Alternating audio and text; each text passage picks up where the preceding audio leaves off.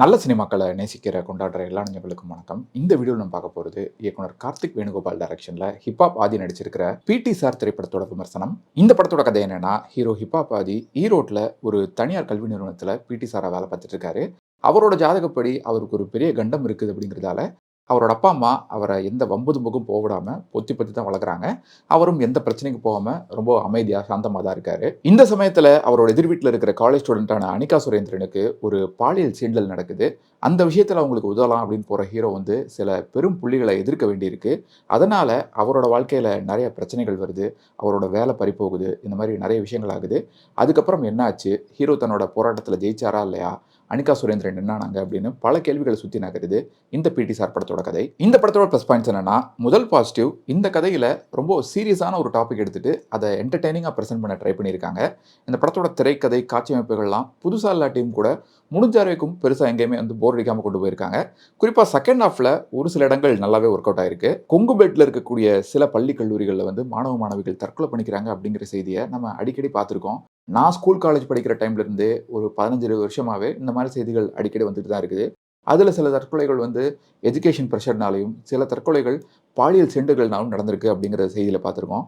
எப்பெல்லாம் இந்த மாதிரி செய்திகள் வருதோ அதை வந்து மறைக்கிறதுக்கும், அந்த குறிப்பிட்ட கல்வி நிறுவனத்தோட பேரை காப்பாற்றுறதுக்கும் அவங்க என்ன மாதிரி விஷயங்கள்லாம் பண்ணுறாங்க அப்படிங்கிறத செய்திகளில் பார்த்துருக்கோம்.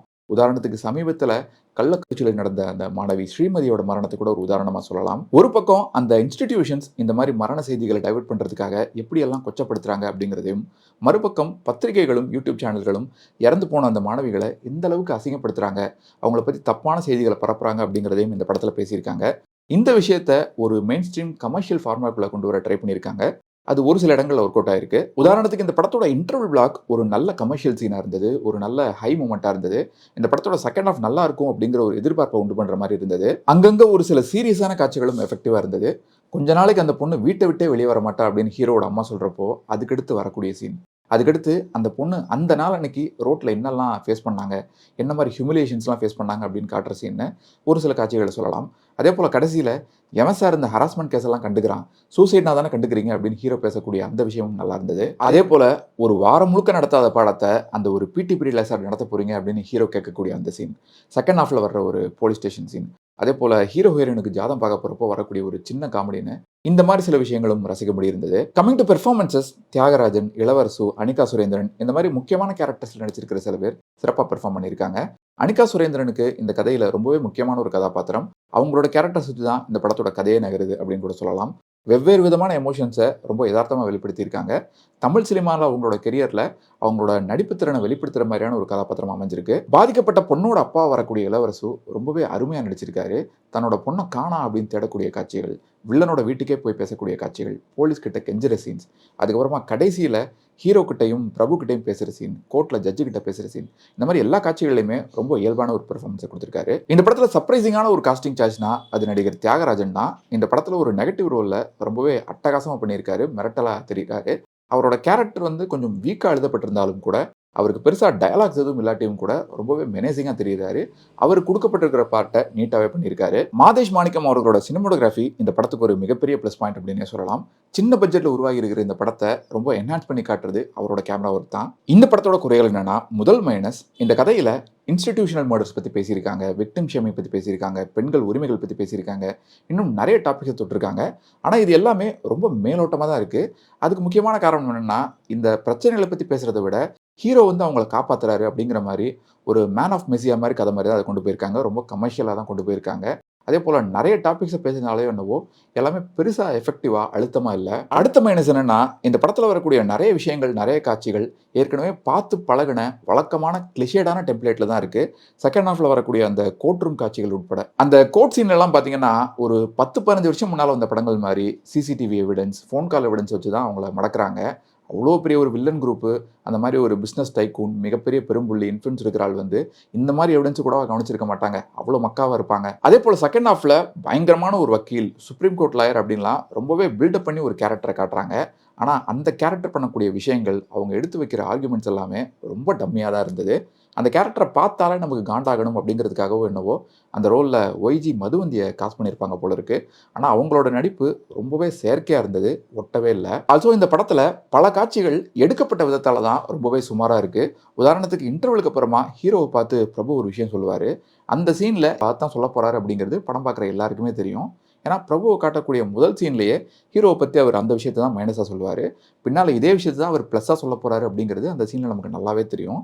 அப்படி இருக்கும்போது அந்த சீனுக்கு வந்து எதுக்கு அவ்வளோ பில்டப் கொடுத்து இன்னமும் சஸ்பென்ஸ் வச்சு ரொம்ப கிளிஷேடாக அந்த மாதிரி காட்டியிருந்தாங்கன்னு தெரில. அதே போல் ஹீரோ ஊரை விட்டு போக மாட்டேன் அப்படின்னு சொல்கிற ஒரு சீன் இருக்கும். அப்போ அவங்க அம்மா ஒரு விஷயம் சொல்லுவாங்க. அதுக்கடுத்து சில பெண்களை வச்சும் ஒரு குழந்தைய வச்சும் ஒரு விஷயம் ஒன்று வரும். அந்த சீன்லாம் கேட்குறதுக்கு நல்லா இருக்குது. ஆனால் அந்த சீன் ஸ்டேஜ் பண்ணப்பட்ட விதமாகட்டும், அந்த சீனில் இருக்கக்கூடிய ட்ராமாட்டிக்கான விஷயங்களாகட்டும், அந்த சீனில் நடிச்சிருக்கிற பலரோட ரொம்ப அமெச்சூரான பெர்ஃபார்மன்ஸ், அண்டர்வெல்மிங்கான பெர்ஃபார்மன்ஸ் தான் வந்து அந்த சீனையே பயங்கரமாக சொதப்பிடுச்சு. அதே போல் கிளைமேக்ஸில் ஒரு ட்விஸ்ட் ஒன்று வரும். அதுவும் கேட்குறதுக்கு நல்லா இருக்குது. ஆனால் அந்த விஷயம் ஸ்டேஜ் பண்ணப்பட்ட விதமாகட்டும், அதில் இருக்கக்கூடிய லாஜிக் ஆகட்டும், அது ரொம்பவே சுமாராக்கிடுது. அண்ட் இந்த படத்தோட ஃபர்ஸ்ட் ஹாஃபில் கதையை விட்டு விலகி போகிற மாதிரி நிறையவே டீவியேஷன்ஸ் இருக்குது. எப்பெல்லாம் ஒரு சீரியஸான விஷயம் வருதோ அப்போல்லாம் வந்து ஒரு மொக்கையான காமெடி சீன் இல்லைனா கிரிஞ்சான ஒரு லவ் சீனை போட்டு அதை கெடுத்து விட்டுறாங்க. ஒரு சீனில் ஹீரோ கிட்ட வந்து ஹீரோயின் ரொம்ப முக்கியமான ஒரு விஷயத்த சொல்கிறதுக்காக மேஜிக் வால் கிட்ட கூட்டிகிட்டு போகிறாங்க.